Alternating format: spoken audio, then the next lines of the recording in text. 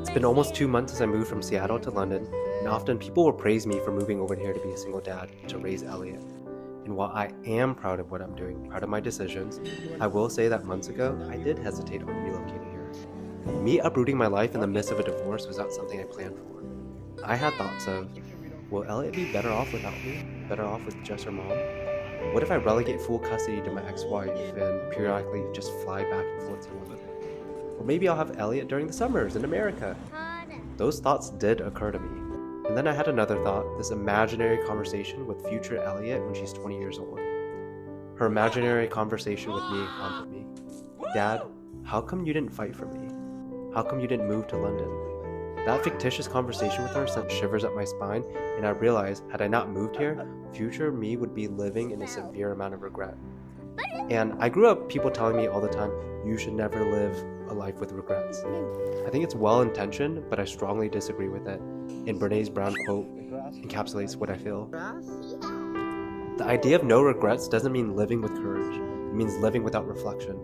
To live without regret is to believe we have nothing to learn, no amends to make, and no opportunity to be braver with our lives.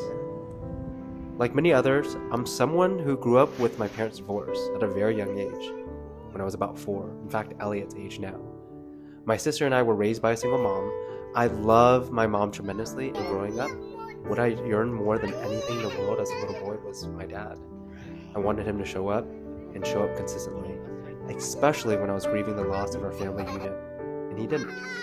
Now, I was reluctant to even share this part of my childhood in order to potentially not make him feel guilty, but I think it helps contextualize my decisions and behaviors and frames the challenges that lay ahead for me. I'm trying to cultivate a life for both me and my daughter that I myself did not experience. I'm learning emotional granularity, tuning into my daughter when she's feeling big emotions, learning how to validate her and telling her that there aren't any bad feelings and that we all experience the wide array of emotions. That's normal, that's human. All this is to say, along the journey, I've met a lot of people, men and women, who did walk away from the children post-divorce. And what's interesting now is I actually have a lot of compassion for me, because this other path that I'm walking towards is absolutely terrifying, is extremely painful, especially in the short term.